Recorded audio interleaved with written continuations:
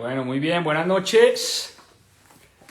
Club de lectura, domingo 7:30 de la noche, nuestra cita obligada de todas las semanas.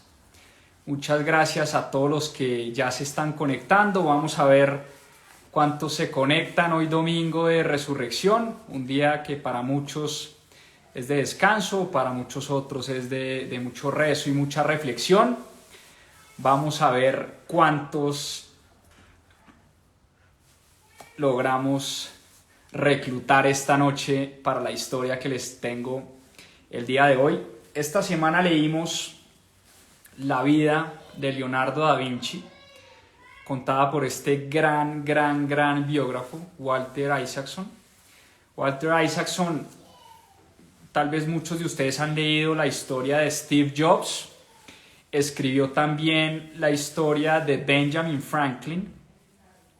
Me gustó tanto la biografía que escribió de Leonardo da Vinci que hoy acabo de comprar, ni siquiera lo he sacado del plastiquito, la biografía de Einstein, también escrita por Walter Isaacson. Y les confieso que estoy fascinado con la historia y la vida de Leonardo da Vinci. Una vida apasionante, una vida de genialidad. Y una historia lindísima, contada, como les decía, a través de este gran biógrafo. Para los que se acaban de conectar, como les dije, esta semana estuvimos leyendo la biografía de Leonardo da Vinci. Para mí, uno de los más grandes, o tal vez el más grande intelectual y genio que ha dado nuestra historia humana. Bueno, muy bien. ¿Cuántos tenemos? 147 conectados ya. Muchas gracias, como siempre, a los puntuales, a los que no nos conocen o por primera vez se están conectando. Esta es una iniciativa de Mis Propias Finanzas para promover el hábito de la lectura. Todas las semanas leemos un libro, leemos una historia de un emprendedor, una persona que ha cambiado el mundo, un país, una ciudad, una historia de emprendimiento. Hemos leído de todo. Este es el libro número 19, si no me equivoco. Llevamos 19 semanas leyendo una historia contada a través de la lectura. Así que muchas gracias a los que nos vienen acompañando desde hace 19 semanas y a los que no, bienvenidos. Como les digo, una iniciativa donde todos los domingos a las 7:30 de la noche hora Colombia nos conectamos a hablar sobre una gran historia de emprendimiento, una gran historia de vida contada a través de la lectura. Bueno, muy bien. ¿Quién es Leonardo da Vinci? ¿Quién es este genio que todo lo pensó? Este genio que todo lo estudió y quiso conocerlo absolutamente todo. Una persona con una curiosidad insaciable. Una persona que no se cansaba de aprender. Que todo, absolutamente todo se lo preguntaba, que llegó a dominar las artes, la física, las matemáticas, la ciencia, la filosofía, la botánica, el estudio de la naturaleza, la anatomía. Creo que no hay tema que no haya tocado Leonardo, o no hay tema por el cual Leonardo no se haya interesado. Por eso Leonardo se conoce como uno de los grandes genios de nuestra historia. Y lo más fascinante, ya vamos a ver, lo más fascinante de Leonardo es que era un genio supremamente humano, supremamente asequible, supremamente cercano a las personas y a su tiempo. Leonardo da Vinci nació en Vinci, en una provincia a unos pocos kilómetros de Florencia. Nació en 1452 en la provincia de Vinci y era hijo de un notario llamado Ser Piero. Su padre, Ser Piero, era un notario muy reconocido de una familia aristócrata de la Florencia de los 1500, de la Florencia del 480, y una familia de notarios. Su padre, su abuelo, su bisabuelo, su tatarabuelo habían sido notarios, era una tradición de la familia. Pero Leonardo fue un hijo bastardo. ¿Qué es un hijo bastardo? Un hijo fuera del matrimonio. Leonardo es hijo de una esclava árabe. Su madre se llama Caterina y es un hijo que su padre, digamos, reconoció y su padre adoptó, pero es un hijo que nunca pudo llegar a ser un hijo legítimo y nunca, por esa razón, podía llegar a ser el notario de la época. No podía continuar con esa tradición de familia, de ser el gran notario de las grandes familias aristócratas de la época. Y tal vez, diría yo, fue una de las mejores cosas que le ha pasado o que le pasó a Leonardo en su vida, y es haber nacido por fuera del matrimonio. Porque si hubiera nacido dentro del matrimonio legítimo de Ser Piero, seguramente Leonardo hubiera sido notario y no hubiéramos conocido a ese gran genio que llegó a ser Leonardo da Vinci. Como les decía, su padre, a su hijo ilegítimo, lo adoptó y Leonardo vivió con él los primeros años de su infancia. Y desde una temprana edad, Leonardo demostró ser un joven supremamente curioso, ser una persona que amaba la naturaleza, que todo el tiempo se estaba preguntando por el funcionamiento de las cosas. Y su padre desde muy temprana edad notó en su hijo un talento especial para las artes. Y en ese momento se dio cuenta que Leonardo había que explotarle ese talento y había que apoyarlo a desarrollar ese talento, porque su padre sabía claramente que Leonardo no podía ser su hijo sucesor. Ser Piero siguió buscando ese hijo sucesor con su esposa legítima muchos años más, pero sabía que ese hijo sucesor no iba a ser Leonardo, pero tampoco lo quiso abandonar y lo quiso apoyar en el desarrollo de su creatividad y de su arte. Por eso a una muy temprana edad, a la edad de 14 años, Ser Piero le consigue un trabajo a Leonardo con uno de los grandes artistas de la Florencia del 480. Este artista se llamaba Verrocchio y era uno de los artistas más famosos de la época y de la Florencia de esa época. Y Verrocchio tenía un taller y en ese taller Ser Piero le consigue un trabajo de ayudante a Leonardo da Vinci. Por eso desde una temprana edad Leonardo se muda a Florencia. Florencia queda a unos pocos kilómetros de Vinci y desde una temprana edad, a los 14 años, llega Leonardo da Vinci al taller de Verrocchio como ayudante. Y para entender la genialidad de Leonardo hay que entender la maravilla de la época en la que vivió.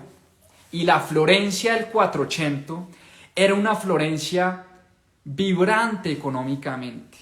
Era una Florencia próspera. Era la casa de los Medici. Yo creo que después podemos hablar bastante de los Medici, pero era la casa de esos grandes banqueros aficionados por el arte y era la cuna del comercio de la Italia de los 1500. Su catedral era famosa por su belleza. Su catedral, la Catedral de Florencia, diseñada por Brunelleschi, uno de los arquitectos más famosos del Renacimiento, era una catedral bellísima. Era una ciudad donde confluían artistas, filósofos, mercaderes, banqueros, empresarios. Era la época del Renacimiento. ¿Y qué es el Renacimiento? También hablemos de esa época del Renacimiento. ¿O renacer contra qué? Era renacer contra ese largo periodo de letargo del medioevo, de la edad medieval, esa edad oscurantista, donde tal vez Dios y la iglesia y las cruzadas y todo estaba supremamente alejado del ser humano como tal. Y era el renacer del arte, el renacer de la pintura, el renacer de la filosofía, el renacer como del hombre como el centro del planeta Tierra, el hombre como lo más importante de este mundo, era encontrar el paraíso en la tierra y ya no en el cielo o en algo que no conocíamos. Era una época, como les decía, donde confluían filósofos, artistas, personas, grandes escritores, grandes intelectuales, un mundo además de una Italia supremamente boyante. Recordemos que todo el comercio de Oriente tenía que pasar por Italia antes de llegar a Europa. Italia de ahí pues recibía y se lucraba bastante de ese comercio, eso por un lado. El cristianismo seguía pagándole tributo a Roma y al Vaticano, era otra de las grandes fuentes de ingreso de la Italia del Renacimiento. Y por eso Italia se convierte en ese lugar, como en esa Atenas del Renacimiento, esa Atenas del siglo V antes de Cristo, era la Florencia de ese momento donde empieza Leonardo su carrera como artista en el taller de Verrocchio. En ese lugar, especial para muchos, es que Leonardo empieza a desarrollar su genialidad en ese taller. Y desde muy temprana edad, Verrocchio, uno de los grandes artistas de la Florencia de ese momento, se da cuenta de la genialidad de Leonardo, se da cuenta de la creatividad de este joven que a muy temprana edad ya había demostrado sus dotes de buen pintor, de buen artista. Verrocchio era ese artista que lo contrataban los Medici para las grandes pinturas, para hacer escudos, para hacer banderas, para construir cosas. Fue en el taller de Verrocchio también donde Leonardo despierta esa fascinación por cómo funcionan las cosas, por la mecánica, por la hidráulica, por la óptica, por la física, por las matemáticas. De hecho, al taller de Verrocchio le encargan en la catedral de Florencia poner una bola de oro que pesaba como 3 o 4 toneladas. Y en ese encargo se encargó el taller de Verrocchio de construir unas grúas para poder levantar esa bola que pesaba un montón y poderla poner encima de la cúpula de la catedral de Florencia, que era una de las obras de arquitectura más bellas del Renacimiento. Y desde ese momento Leonardo queda completamente fascinado por la tecnología de la época, ¿no? Por la física de la época, por la construcción y el movimiento de las cosas. Y desde ese momento empieza a desarrollar esa habilidad también por la ingeniería. Leonardo era un ingeniero y era capaz de construir cosas y capaz de pintar también. A la edad de 20 años, Verrocchio le encarga su primera pintura. Y es que Verrocchio estaba pintando un cuadro que se llamaba El Bautismo de Cristo, y en ese cuadro le encarga la pintura de uno de los ángeles del cuadro a Leonardo da Vinci. Y en ese cuadro, en ese ángel que logra plasmar Leonardo da Vinci, para que tomen nota y vean el cuadro después, se llama Bautismo de Cristo, pintado por Verrocchio, pero donde Leonardo pinta uno de los dos ángeles que están mirando, que están presenciando el bautismo de Cristo. Y es la primera vez que en una pintura Leonardo logra plasmar el movimiento de un cuerpo. Si ustedes ven posteriormente, cuando terminemos este live y googlean esta pintura, se van a dar cuenta que es un ángel que mira como de lado, mira como hacia el lado. Y es primera vez, todos los cuadros anteriormente pues estaban plasmados como en 2 dimensiones, casi todas las figuras estaban plasmadas de frente. Y es primera vez que alguien logra plasmar como ese movimiento y ese contorno del cuerpo. Y es que Leonardo, aún a su corta edad, a sus 20 años, llevaba estudiando no solo la naturaleza y cómo funcionan las cosas, sino llevaba estudiando el cuerpo humano. Y la gente queda maravillada con ese ángel, la gente se entera que ese ángel lo pintó Leonardo da Vinci. Dice la leyenda que Verrocchio, su gran maestro, nunca jamás volvió a tomar un pincel después de haber visto que su pupilo lo había superado.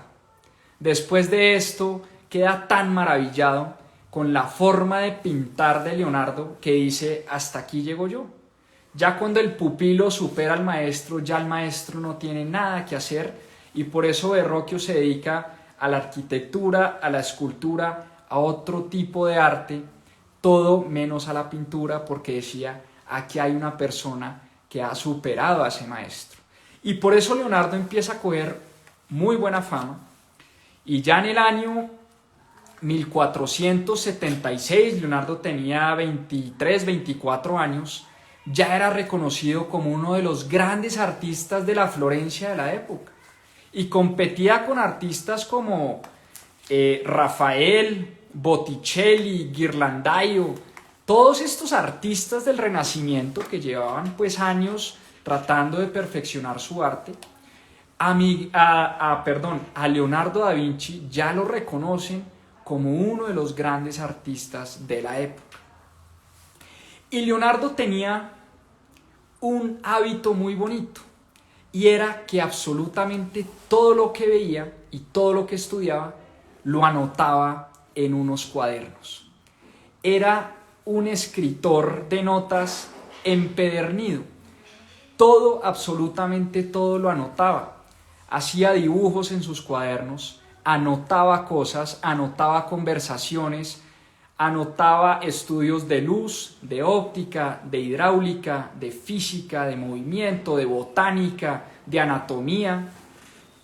Por eso los cuadernos de Leonardo son uno de los grandes legados y los grandes regalos que él le dejó a la humanidad. Son más de 7000 páginas de notas de Leonardo escritas a mano, de pinturas de Leonardo en sus cuadernos, de notas de cómo funcionan las cosas, de cómo muevan las alas los pájaros, de cómo las plantas se nutren del agua, de cómo funciona la hidráulica en una ciudad, de cómo debería ser el urbanismo de la Florencia de la época, de cómo se mueven las caras de los seres humanos cuando hay melancolía, cuando hay depresión, cuando hay alegría. Una cantidad de notas que Leonardo deja plasmados en sus cuadernos. Inclusive estos cuadernos han sido elementos de estudio por muchos años. Yo no sé si ustedes han leído la novela de Dan Brown, El Código de Da Vinci. Dan Brown dice en su novela que los cuadernos de Leonardo están llenos de enigmas y de códigos indescifrables. Y había una particularidad en Leonardo, y es que Leonardo era zurdo, escribía con la mano izquierda. Y sus cuadernos, él fue siempre autodidacta, y sus cuadernos están escritos de derecha a izquierda. No de izquierda a derecha como escribiría un diestro, sino de derecha a izquierda. Dan Brown dice: cuando uno ve los cuadernos de Leonardo, digamos a primera vista, parece un cuaderno lleno de códigos y de letras extrañas. Y lo que pasa es que están escritos al revés. Escritos por una persona zurda que escribía de derecha a izquierda. Si uno pone un espejo en los cuadernos de Leonardo, puede leer claramente lo que dice en sus cuadernos y entender claramente lo que dice en sus cuadernos. Pero como Leonardo fue un autodidacta, nunca fue al liceo, nunca fue a la escuela, nunca tuvo una educación formal, a él nadie le enseñó a escribir. Aprendió a escribir solito y escribió de la manera más cómoda. Un diestro escribe jalando el lápiz. Leonardo decía: pues un zurdo le queda más fácil jalar el lápiz de izquierda a derecha. Por eso esos cuadernos son fascinantes, son llenos de notas, están llenos de enigmas y de códigos, diría Dan Brown, pero la realidad es que ya cuando uno estudia la vida de Leonardo se da cuenta es que tenía esa particularidad de ser zurdo y de escribir de derecha a izquierda, pero son cuadernos fascinantes, tanto así que dicen, tengo que comprobar este dato, pero fácilmente lo comprueba uno en Google hoy en día, que Bill Gates, el fundador de Microsoft, pagó en una subasta 500 años después, como en el 2010 o 2000 y pico. 500 años después, Bill Gates pagó $30 millones en una subasta por uno de los cuadernos de Leonardo. Porque Leonardo da Vinci era el héroe. o es el héroe de Bill Gates, como también es el héroe de Steve Jobs. Steve Jobs, el fundador y creador de Apple, vivía fascinado con la vida de Leonardo da Vinci, porque dice que Leonardo fue el único personaje en la historia de la humanidad que logró combinar el arte y la ingeniería y construir a través del estudio del arte y de la ingeniería cosas fascinantes. Y recordemos que Steve Jobs, otra de las biografías escritas por Walter Isaacson, otro genio sin duda, pero Steve Jobs también vivía fascinado con las obras de Leonardo da Vinci y con la curiosidad extrema de Leonardo da Vinci. Entonces, esos cuadernos nos dejan unos regalos fascinantes, pero nos cuentan muy poco sobre su vida. Este no era un diario de Leonardo. Leonardo muy poco hablaba de su vida en esos cuadernos o en esas anotaciones. ¿Qué se sabe de la vida de Leonardo? Leonardo era homosexual, nunca se casó, tuvo un ayudante que él llamaba Salai, un ayudante de su taller en Florencia, cuando después terminó fundando su taller. Salai, que se traduce pequeño diablo, era el apodo que Leonardo le tenía a este pequeño diablo, y Salai era su ayudante, era como 14 o 15 años menor que él, y se dice que era su amante también. Fue uno de los pocos amores que tuvo Leonardo da Vinci en su vida. Pero de la vida amorosa y de la vida sexual de Leonardo se sabe muy poco, pero lo que sí se sabe es que a sus 24 años fue acusado por un anónimo en Florencia de sodomía y de tener relaciones sexuales con niños menores. Una acusación que a Leonardo lo deja totalmente devastado y mal parado. A Leonardo lo juzgan, pero nunca es condenado porque nunca se encuentran pruebas de que en efecto practicaba la sodomía. Pero Leonardo queda bastante aburrido después de ese evento,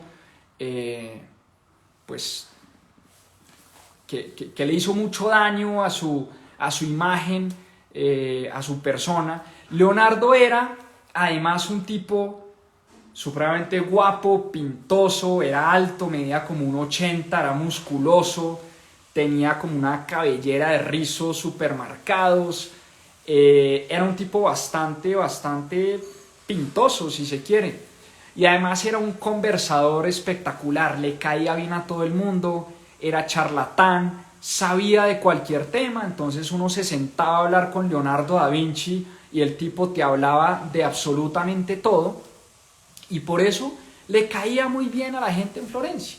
Leonardo era un bacán de tiempo completo, literalmente hablando, cuenta Walter Isaacson en su biografía. Leonardo era un tipo además gran vendedor, se sabía vender, pero nunca tuvo en Florencia ese gran padrino. Los Medici nunca fueron padrinos de Leonardo. Los Medici le encargaban obras a Verrocchio, pero a Leonardo da Vinci eran muy pocas cosas las que le encargaban. Por eso, después de ese incidente de la acusación de sodomía, Leonardo se va a vivir a Milán, un poco aburrido y desesperado y decepcionado de la Florencia de ese momento. Leonardo da Vinci se va a vivir a Milán, y en Milán gobernaba la familia Sforza. Y Ludovico Sforza, que era el gobernante del momento en Milán, recuerden que en Italia estaban las ciudades-estado, estaba Venecia, estaba Florencia, estaba Milán, estaba Roma, por supuesto, el papado y el Vaticano, pero entre ellas había competencia y había cierto roce. Por eso Ludovico Sforza siempre se sentía amenazado por estas ciudades-estado distintas a Milán, y Leonardo encontró la oportunidad perfecta para venderle la idea a Ludovico Sforza de que él era un gran ingeniero militar. Leonardo le escribe una carta un tanto atrevida a Ludovico Sforza. Imagínense un forastero llegando a Milán escribiéndole una carta al gobernante de la ciudad diciéndole: mire, soy Leonardo da Vinci, me conocen por mis pinturas y por algunas esculturas y algunas colaboraciones que he hecho con Verrocchio y otros artistas de Florencia, pero además soy un gran ingeniero de armas militares. Yo le puedo ayudar a usted a construir armas que defiendan la ciudad de Milán. Cañones, bayonetas, muros, tanques de guerra, un montón de armas militares que le ayudaran a Ludovico Sforza a defender Milán. Y además Ludovico quería hacerle un encargo para conmemorar la memoria de su padre, que era una estatua de un caballo, donde estaba su padre montando en ese caballo, y Leonardo se ofrece a construir esa estatua de Ludovico. Entonces Ludovico, fascinado un poco por el arte y por la buena biografía que traía Leonardo anteriormente, lo contrata a Leonardo, y además le hace un primer encargo de su amante y de su esposa Cecilia, y lo nombra ingeniero de la corte. Era el gran sueño de Leonardo da Vinci en ese momento, convertirse en ingeniero militar de una ciudad importante italiana como Milán. Y empieza a construir y a estudiar, sobre todo, recuerden que ya estaba en esa época funcionando la imprenta de Johannes Gutenberg. Y la imprenta de Johannes Gutenberg le permitió a Leonardo estudiar varios libros de ingeniería militar. Y aparte de eso, del estudio de la ingeniería militar, se pone a construir en Milán las armas que tanto había prometido a Ludovico Sforza. Y además de eso, Ludovico le dice: mire, hay un pequeño convento que se llama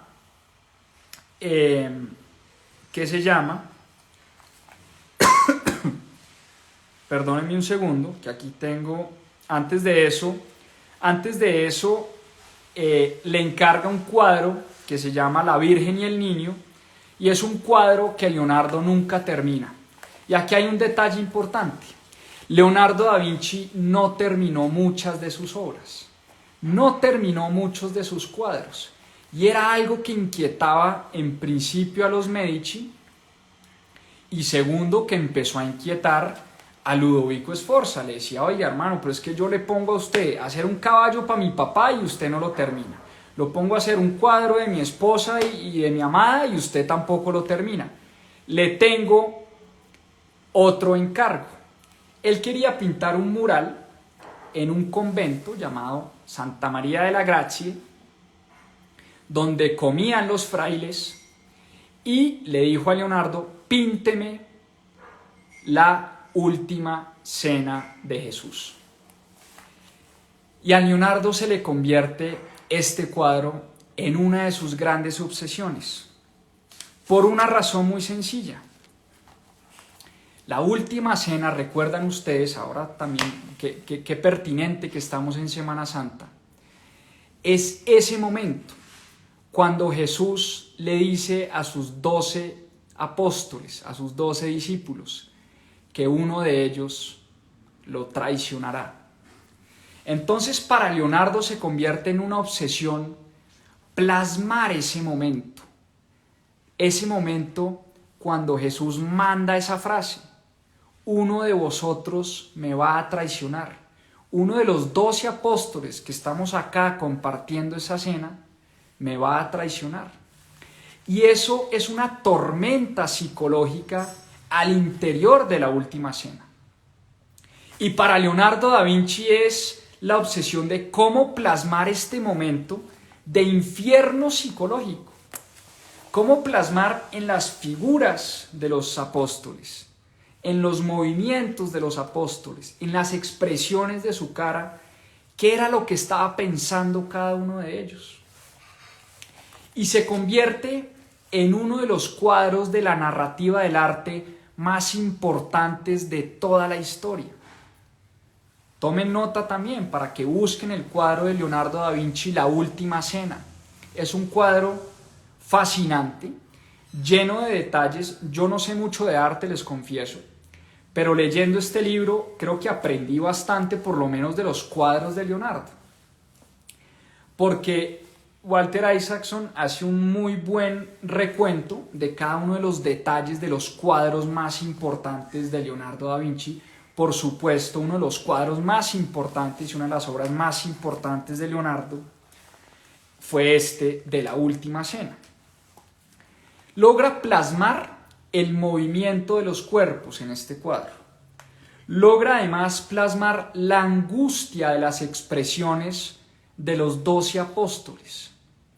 A unos los mostraba más serenos, a otros más angustiados, a otros confundidos. A Jesús lo muestra en el centro, bastante tranquilo, como si supiera que esto iba a pasar. A Judas, quien traicionó a Jesús, lo muestra bastante oscuro, bastante tenue, como con cara de culpable. Al apóstol San Juan, con una cara supremamente bella y femenina. Inclusive en el Código de Da Vinci, Dan Brown dice que San Juan no es San Juan, sino que era María Magdalena, que dice la leyenda era la amante de Jesús. Y por eso se dice que este cuadro también es bastante polémico, si se quiere. Y mucho se ha dicho sobre este cuadro de la Última Cena. Pero plasmó Leonardo en este cuadro de la Última Cena de manera magistral los movimientos del alma. Un cuadro, decía Leonardo, debe hacer que los espectadores puedan reconocer fácilmente por sus actitudes los deseos más íntimos del espíritu humano. Por eso la Última Cena constituye el ejemplo más grandioso y vibrante de todo esto en la historia del arte. Y dice el biógrafo Walter Isaacson que es una combinación de perspectiva científica y libertad teatral. Es una combinación del intelecto y de la imaginación digna de Leonardo da Vinci. Y una de las cosas y de las anécdotas más importantes de este cuadro es que él nunca lo terminó tampoco. Ludovico Sforza, bastante preocupado también por uno de los muchos encargos que le había hecho a Leonardo y no había terminado, este es otro de los encargos que Leonardo nunca termina, porque Leonardo tenía una obsesión con la perfección. Y él decía, él que había estudiado la óptica y los efectos de la luz en el arte y en la pintura, él decía, ¿cómo hago para que un gran cuadro en un gran mural sea percibido de igual manera por una persona que lo mira de frente, o lo mira de lado, o lo mira a 1 metro de distancia o a 10 metros de distancia? Leonardo estudió todos los efectos de la óptica. Leonardo estudió la anatomía del ser humano y todo esto lo quería plasmar en su cuadro de la Última Cena. Cosa que logró de manera magistral, pero para Leonardo siempre fue una obra inconclusa. Por eso nunca la terminó. Y nunca la terminó, y además en 1499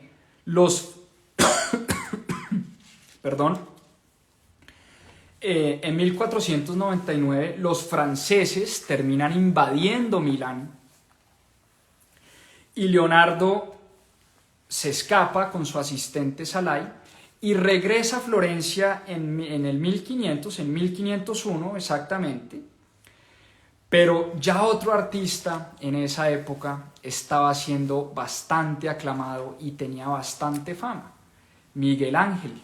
Miguel Ángel nació en 1476, cuando Leonardo da Vinci regresa a Florencia. Miguel Ángel ya tenía, 23, 24 años, y ya era uno de los artistas más renombrados de la Florencia del Renacimiento. Era el artista además favorito de los Medici, era el artista que más contrataba a la familia Medici para hacer los encargos. Y siempre hubo esa rivalidad entre estas dos genialidades. Da Vinci además era un tipo, como les decía, un bacán de primera, conversador, pintoso, alto, musculoso, su presencia, elegante como él solo. Él se vestía de unas túnicas rosadas, era un tipo supremamente bien puesto y bien vestido. Miguel Ángel, por el contrario, era un man que no se bañaba, era cochino, era feo, melancólico, depresivo, no le gustaba hablar con nadie, peleaba con todo el mundo y por supuesto veía en Leonardo da Vinci a un enemigo, en vez de verlo como su mentor. Y la gran pregunta que se hace a Isaacson en su biografía es: ¿qué hubiera pasado si Miguel Ángel hubiera reconocido a Leonardo da Vinci como el gran mentor? ¿Qué hubiera salido de estos dos grandes artistas? Pues no, resulta que entre ellos había siempre una discordia, había siempre una disputa. Miguel Ángel le decía a Leonardo que era un vago y que no concluía ninguna de sus obras, y se burlaba porque nunca pudo terminar El caballo de Ludovico Sforza ni La última cena. Da Vinci por su parte le respondía y le decía a Miguel Ángel: usted lo único que sabe pintar son manes en bola, y su David es viringo, todos sus cuadros con puro man viringo, lo único que sabe pintar usted son desnudos y nada más. Deje su obsesión con los hombres desnudos y dedíquese a pintar otro tipo de cosas. Da Vinci, por el contrario, había pintado ángeles, naturaleza, mujeres, La última cena, hombres desnudos también. En cambio, decía que Miguel Ángel tenía una obsesión por los manes en bola y por los viringos. Una rivalidad pues bastante tonta. Ahora, a Leonardo le da muy duro, obviamente, pues que a muchos artistas el Papa lo reclutó a Miguel Ángel para pintar la Capilla Sixtina y a muchos otros artistas para decorar el Vaticano, y a Leonardo da Vinci nunca lo llamaron. Eso le dio en el ego muy duro a Da Vinci, y por eso su regreso a Florencia fue bastante tormentoso, si se quiere. Y a su regreso a Florencia hay un mercader llamado Francesco del Giocondo, que le dice que quiere que le pinte un retrato. Contrata a Leonardo da Vinci para pintar un retrato de su mujer, de la esposa de este mercader, que se llamaba Elisa Gioconda. Y empieza la construcción de la obra, si se quiere, más famosa de la historia del arte, que es la Mona Lisa. Mona Lisa es un nombre corto para Madonna Elisa Gioconda. Madonna, Mona Lisa es como un nombre corto para la Madonna Elisa Gioconda, que era la esposa de este mercader que le había contratado este retrato a Leonardo da Vinci. Y para Leonardo da Vinci, la Mona Lisa era esa oportunidad o esa obra cumbre, si se quiere, y por eso para él esta fue una obra siempre inconclusa, siempre en ejecución. Siempre había un deseo de Leonardo de mejorar esta pintura. Nunca este mercader recibe la pintura de la Mona Lisa, porque Leonardo nunca la termina. Durante 16 años, Leonardo mantuvo consigo la pintura de la Mona Lisa y estuvo trabajando en la pintura de la Mona Lisa, y siempre estuvo tratando de afinar los detalles de la pintura de la Mona Lisa. Y es una pintura, vuelvo y les digo, yo no soy experto en arte, y yo, cuando tuve la oportunidad de viajar a Francia, al Museo del Louvre, donde está esta pintura, yo tenía 19 años, yo no entendía absolutamente nada, y no entendía, y les soy sincero, y es una cosa de la que me avergüenzo hoy en día, no entendía por qué teníamos que hacer una fila de 3 horas para ver la cara de una señora que duraba, no sé, uno que duraba parado, uno en el Museo del Louvre, se para 5 minutos, ve a la Mona Lisa y lo despacha, rapidito. Leyendo este libro entendí la majestuosidad de esta obra de Leonardo da Vinci. Cuando uno se mete en los detalles de su mirada, de las pupilas de la Mona Lisa, de los detalles del velo de su pelo, cómo hizo Leonardo para pintar un velo de una mujer que cubría sus rizos, las expresiones de su cara y por supuesto la sonrisa de la Mona Lisa, que es ese atributo que hace del cuadro un cuadro especial, que muchos han dicho es la sonrisa de una diosa y no de una mujer, y no de un ser humano. Y es que la Mona Lisa es ese cuadro donde Leonardo utilizó todas sus habilidades, todos sus conocimientos en óptica, en el estudio de la luz, en la anatomía del cuerpo humano. Leonardo da Vinci pasó muchos años disecando cuerpos humanos, quitándoles la piel para tratar de entender cómo estaba construida la musculatura de una cara, de un rostro, del cuerpo humano. Había estudiado cada una de las partes del cuerpo. Había estudiado qué pasaba con los músculos de la cara cuando alguien sonreía. ¿Qué pasaba con los músculos de la cara cuando alguien estaba triste? ¿Qué pasaba con los músculos de una persona cuando estaba tensionada, cuando estaba melancólica, cuando quería enviar un mensaje? Y todo eso fue plasmado en este retrato de la Madonna Elisa Gioconda o la Mona Lisa. Y por eso se ha escrito mucho sobre este cuadro. De hecho, les voy a leer unos apartes del mismo autor del libro, que dice lo siguiente: su insaciable, es más, lo voy a leer directamente del libro, lo que dice Walter Isaacson sobre la Mona Lisa. Dice lo siguiente: la Mona Lisa conserva su sonrisa. Su sonrisa contiene la sabiduría inmutable de la eternidad. Su retrato constituye una expresión profunda de nuestros vínculos humanos, tanto con nuestro yo interior como con nuestro universo.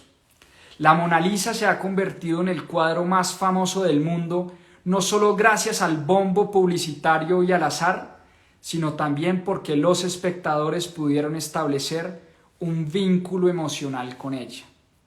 Es el más vivo de todos los retratos jamás pintados. La Mona Lisa se transformó en algo universal, en una destilación de su sabiduría acumulada sobre las manifestaciones externas de nuestras vidas internas y sobre los vínculos entre nosotros y nuestro mundo.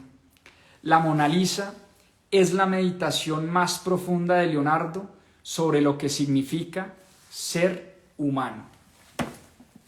Una obra bellísima que, vuelvo y les confieso, logré entender después de leer este libro y logré tratar como de estudiar lo que decía el autor, cada uno de los detalles del cuadro, y uno queda fascinado cómo es que una persona, cómo es que un artista logra, por ejemplo, los pliegues del vestido de la Mona Lisa. Échenle un ojo al cuadro apenas terminemos este live. Los pliegues del vestido de la Mona Lisa, la luz que refleja cada uno de los pliegues, cómo esa luz rebota en la cara de la Mona Lisa, la sonrisa enigmática, que uno no sabe realmente qué es lo que está pensando y qué es lo que está sintiendo esa mujer por dentro. La mirada, el efecto Mona Lisa, el famoso efecto Mona Lisa, que si uno la mira de frente, uno siente que la Mona Lisa lo está mirando a uno, y si uno la mira de lado, también nuevamente, uno siente que la Mona Lisa lo está mirando. Todo eso se vio plasmado en los estudios de óptica de Leonardo da Vinci. Eso él logró ese efecto Mona Lisa, ese efecto de los ojos, después de muchos años de estudio de la luz, muchos años de estudio de la óptica, muchos años de estudio de la pupila, la retina del ojo, lo que hay alrededor del ojo, la aureola, los músculos que mueven los ojos, los músculos que mueve la sonrisa, la cara de la Mona Lisa. Es, en conclusión, donde confluyen el arte, la sabiduría la genialidad, el estudio, la creatividad de este genio llamado Leonardo da Vinci. Y con esa obra fue tal vez su última gran obra, porque ya se estaba poniendo viejo. Leonardo tenía unos 60, 65 años cuando el rey de Francia, Francisco I, lo conoce y lo alberga en Francia y dice que él quería traerse ese renacimiento de Italia para la Francia de la época. El rey Francisco I en Francia estaba fascinado con el arte de Leonardo da Vinci, fascinado con el renacimiento italiano, y que era un tipo bastante culto, bastante leído, que era apasionado por el arte, la filosofía, la escultura, la arquitectura. Ese rey Francisco I fue por primera vez el gran padrino de Leonardo da Vinci. Leonardo da Vinci, a través de su vida, nunca logró tener como ese gran padrino, un Medici o una persona que, digamos, apadrinara su arte y lo que él quería hacer.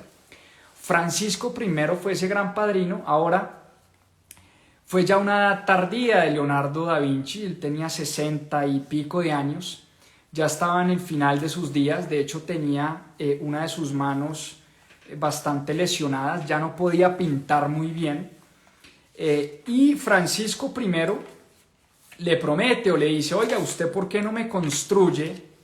Otro de los grandes sueños de Leonardo da Vinci: ¿usted por qué no me construye una ciudad para la corte? Y en una ciudad llamada Romorantin, Francisco I le dice a Leonardo que le diseñe una ciudad completa. Uno de los grandes sueños de Leonardo da Vinci fue ser urbanista. Él tenía una fascinación por la arquitectura, por la hidráulica, por cómo funcionaban las cosas, y para él lograr construir una ciudad como él se la imaginaba, pues era uno de los grandes sueños de su vida.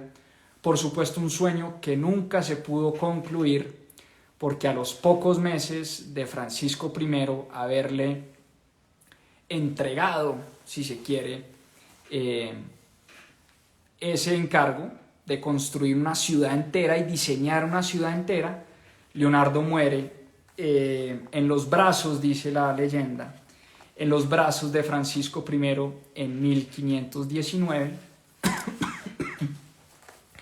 en 1519, a la edad de 67 años, si no estoy mal. Bueno, muy bien.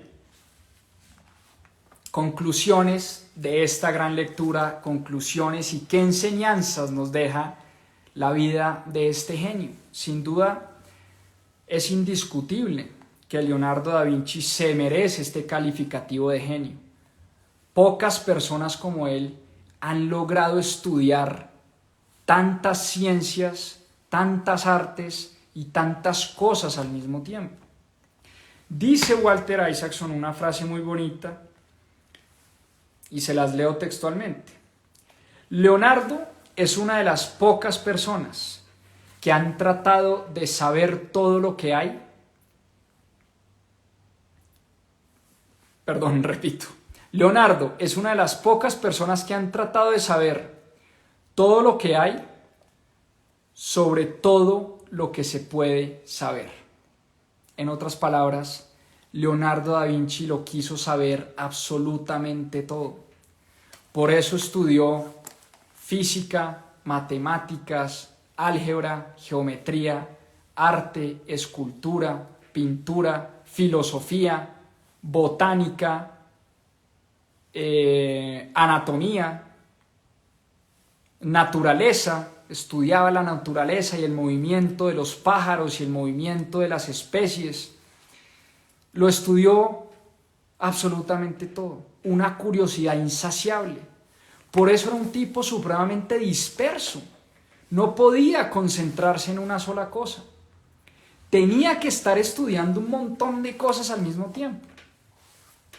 Por eso nunca terminó muchas de sus obras, pero no por eso no se le puede tildar de genio. Por el contrario, las pocas obras que sí logró terminar, por supuesto, demuestran la genialidad de Leonardo da Vinci. Obras como La Última Cena, inconclusa, obras como La Mona Lisa, para él inconclusa. Leonardo dice que la Mona Lisa nunca la terminó, de hecho siempre la cargó con él durante el resto de su vida, durante 16 años, porque cada vez que estudiaba algo le hacía un retoque a su Mona Lisa. Por eso nunca se la entregó a su mercader que le había contratado esta obra.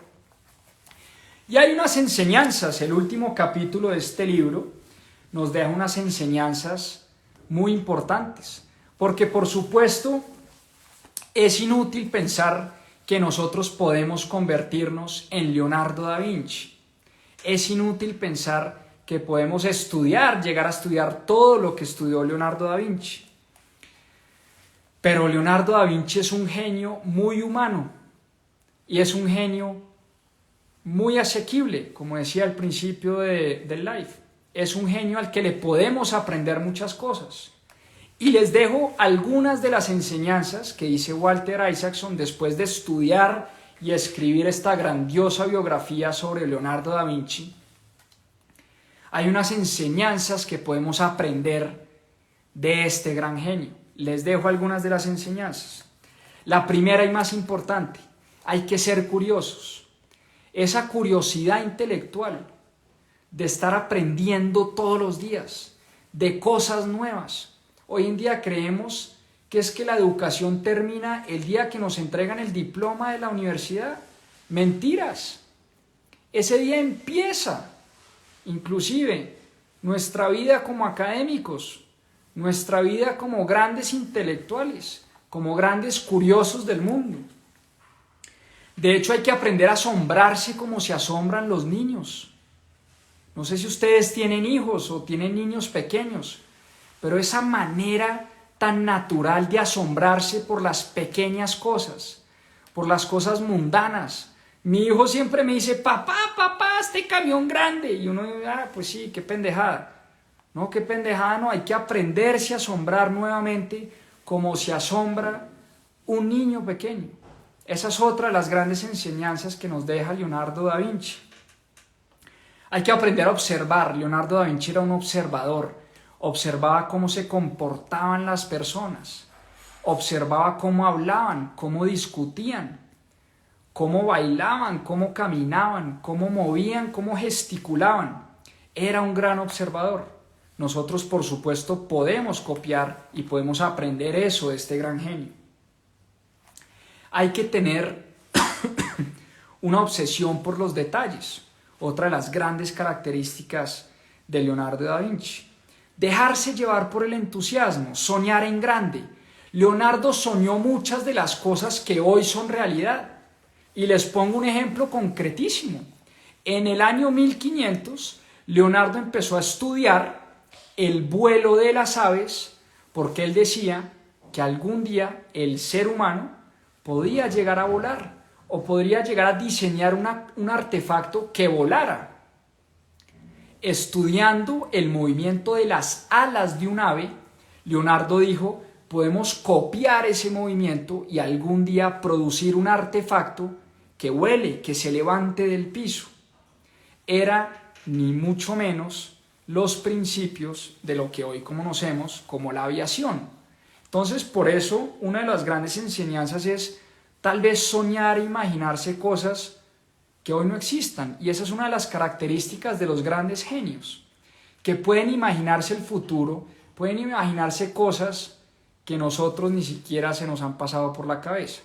Por eso Steve Jobs, otro de los grandes genios y quien consideraba a Leonardo da Vinci como uno de sus grandes ídolos, decía, nunca hagas estudios de mercado, porque es una pendejada, es una estupidez preguntarle a la gente lo que quiere. La gente ni siquiera sabe lo que quiere. Yo soy capaz de crear cosas que la gente ni siquiera sabe que existen. Por eso creo el iPod. Ninguno de nosotros era capaz de imaginarse un iPod. Si Steve Jobs hubiera hecho un estudio de mercado, nadie le hubiera dicho que queríamos un iPod. Lo mismo decía Henry Ford. Si me hubiera puesto a preguntarle a la gente qué querían, hubieran dicho queremos caballos más rápidos. Y Henry Ford termina inventándose el vehículo de las 4 ruedas. Esa es una característica de los grandes genios. Y por último, hay que tomar notas en papel, hacer listas. Y era uno de los grandes hábitos y uno de los hábitos más chéveres de Leonardo da Vinci, que todo lo que se le iba ocurriendo, él siempre cargaba un cuaderno, un bloc de notas, y absolutamente todo lo que se le pasaba por su mente lo plasmaba en el papel. Por eso dejó más de 7.000 hojas de notas y es una de las grandes reliquias de la humanidad, uno de los grandes regalos que nos deja Leonardo da Vinci, sus cuadernos y sus notas. Es un hábito que por supuesto nosotros podemos copiar. Yo ando también todo el tiempo con una agendita, cada vez que leo un libro lo subrayo y después de subrayar el libro, ustedes tal vez lo han visto en las historias de Instagram, anoto absolutamente todo lo que leo porque eso me permite pues digerir mejor la información, que se me quede más fácil la información en la cabeza y de esa manera pues poderles plasmar esta historia y poderles contar la historia de una manera pues más fluida y no tan leída, sino que ya una vez leído el libro subrayado, yo anoto y esas anotaciones, no sé por qué, me permiten memorizarme las cosas mucho más fácil y mucho más rápido. Aquí lo tienen, una historia fascinante, Leonardo da Vinci. Lo único que causó este libro en mí es una curiosidad infinita por conocer mucho más de la vida de este genio, porque sin duda hay muchas cosas que todavía no conozco y tal vez no todas quedaron plasmadas en este libro. Apreciar un poquito más el arte, yo no soy experto en arte, pero me ayudó este libro a apreciar el arte y la genialidad de los artistas y tal vez saber desde un punto de vista más crítico una obra, un cuadro, una pintura. Eso es tal vez algo que desarrollé a través de la lectura de este libro, porque el libro viene acompañado de muchos de los cuadros. Si quieren aquí les muestro. Aquí tienen ustedes, a ver, les muestro la Mona Lisa para que cerremos con eso. La gran obra de Leonardo da Vinci, su Gioconda o su Mona Lisa. A medida que Walter Isaacson va plasmando los detalles de la obra, uno puede remitirse a las fotos de cada una de las obras de Leonardo y entender, por supuesto, mucho más de lo que estaba tratando de plasmar este genio en sus cuadros y en sus obras. Una gran biografía, además quedé tan fascinado de la manera como escribe él. Ya había leído la biografía de Steve Jobs, de hecho puede ser una buena lectura para club de lectura, el libro de Steve Jobs, pero me compré la de Einstein, otro genio por supuesto, pero además una biografía escrita por el mismo autor, que no veo la hora de poder empezar. Ahí lo tienen, nuestra historia de domingo. Leonardo da Vinci, genio de genios, tal vez la persona más brillante e inteligente que ha dado nuestra humanidad. Espero les haya gustado, espero hayan aprendido algo, espero hayan despertado algo de curiosidad por la vida de este señor, por el Renacimiento, por la Florencia del 480. Fascinante también estudiar esa época de la historia, porque es una época donde florecieron no solo Da Vinci, sino Miguel Ángel, Rafael, Donatello, Brunelleschi, Ghirlandaio, un montón de artistas y un montón de genios que vale la pena sin duda estudiar. Como les había prometido la semana pasada, la próxima semana tenemos un gran reto. Aquí lo tengo, 2 segundos.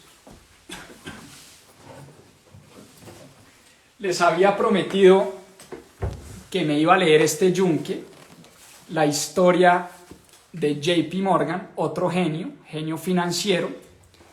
No he empezado ni siquiera el libro, tiene 800 páginas, vamos a ver en qué momento logro sacar tiempo, pero es una promesa que les hice, les dije, denme tiempito para leer a Morgan, leo Da Vinci esta semana y leemos Morgan esta semana. Y el próximo domingo estaremos con la historia de JP Morgan,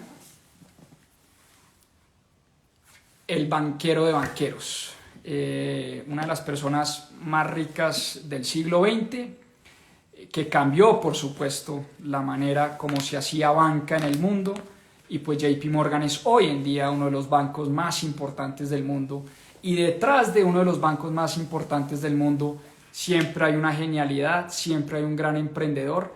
Por eso siempre he tenido curiosidad de qué hay detrás de JP Morgan, ese gran banco que hoy en día maneja miles y miles y millones de dólares, miles y miles de clientes alrededor del mundo.